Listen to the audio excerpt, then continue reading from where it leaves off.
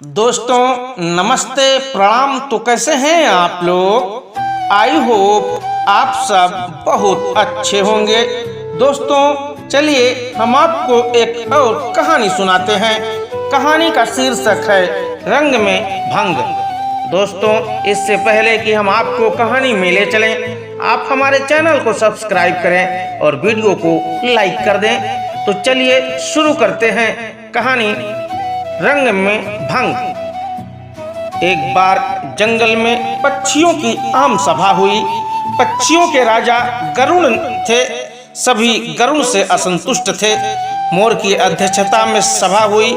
मोर ने भाषण दिया, साथियों गरुड़ जी हमारे राजा हैं, पर मुझे यह कहते हुए बहुत दुख होता है कि उनके राज्य में हम पक्षियों की दशा बहुत खराब हो गई है। उसका यह कारण है कि गरुड़ जी तो यहाँ से दूर विष्णु लोक में विष्णु जी की सेवा में लगे रहते हैं। हमारी ओर ध्यान देने का उन्हें समय ही नहीं मिलता। हमें अनहोनी समस्याएं लेकिन फरियाद करने जंगली चौपायों के राजा सिंह के पास जाना पड़ता है। हमारी गिनती न 3 में रह गई है और न 13 में। अब हमें क्या करना चाहिए, यही विचारने के लिए यह सभा बुलाई गई है।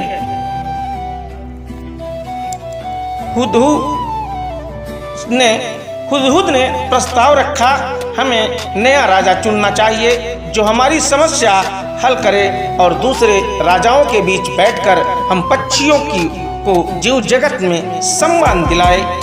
मुर्गे ने बांध दी कुकड़ों को। मैं हुदहुद जी के प्रस्ताव को समर्थित करता हूँ।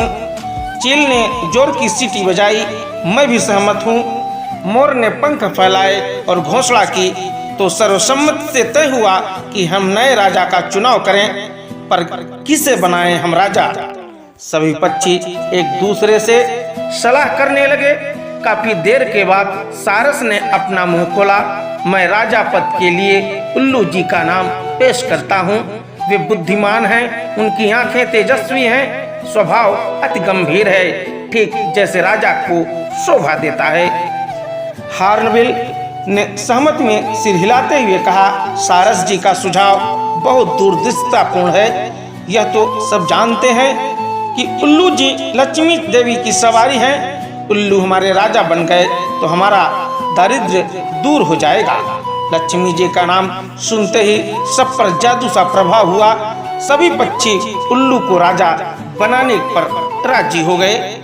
मोर बोला, ठीक है, मैं उल्लू जी से प्रार्थना करता हूँ कि वे कुछ शब्द बोलें। उल्लू ने घुंघुआते हुए कहा, भाइयों आपने राजा पद पर मुझे बिठाने का जो निर्णय किया है उससे मैं गदगद हो गया हूँ। आपको विश्वास दिलाता हूँ कि मुझे आपकी सेवा करने का जो मौका मिला है मैं उसका सदुपयोग करते हुए आपकी सारी समस्याएं हल करने का भरसक प्रयत्न करूंगा। धन्यवाद। पक्षी जनों ने एक स्वर में उल्लू महाराज की जय का नारा लगाया। कोयलें गाने लगी। चील जाकर कहीं से मनमोहक डिजाइन वाला रेशम का शाल उठाकर ले आई। उसे एक डाल पर लटकाया गया और उल्लू उस पर विराजमान हुए। कबूतर जाकर कपड़ों की रंग बिरंगी लीरें उठाकर लाए और उन्हें पेड़ की टहनियों पर लाकर सजाने लगे। मोरों की टोलियां पेड़ के चारों ओर नाचने लगी। मुर्गे व शुतुरमुर्गों ने पेड़ के निकट पंजों से मिट्टी खोद खोद कर एक बड़ा हवन तैयार किया। दूसरे पक्षी लाल रंग के फूल लाकर कुंड में ढेर लगाने लगे। कुंड के चारों ओर 8-10 तोते बैठकर मंत्र पढ़ने लगे।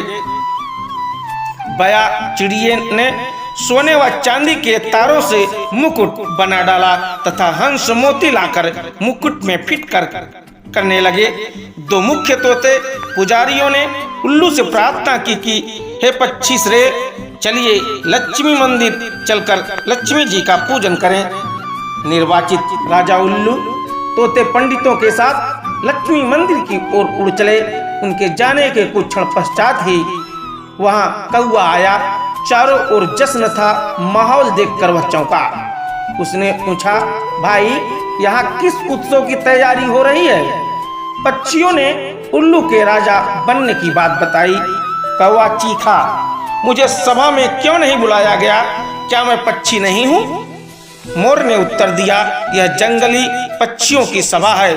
तुम तो अब जाकर अधिकतर गांव, कस्बों, शहरों में रहने लगे हो, तुम्हारा हमसे क्या वास्ता? कौवा उल्लू के राजा बनने की बात सुनकर जल भुन गया था। वह सिर पटकने लगा और कां कां करने लगा। अरे तुम्हारा दिमाग खराब हो गया है? जो उल्लू को राजा बनाने लगे, वह चूहे खाकर जीता है। और यह मत भूलो कि उल्लू केवल रात को बाहर निकलता है। अपनी समस्याएं और फरियाद लेकर किसके पास जाओगे? दिन को तो वह मिलेगा ही नहीं। कौवे की बातों का पक्षियों पर असर होने लगा। वे आपस में कानाफूसी करने लगे कि शायद उल्लू को राजा बनाने का निर्णय कर उन्होंने गलती की है।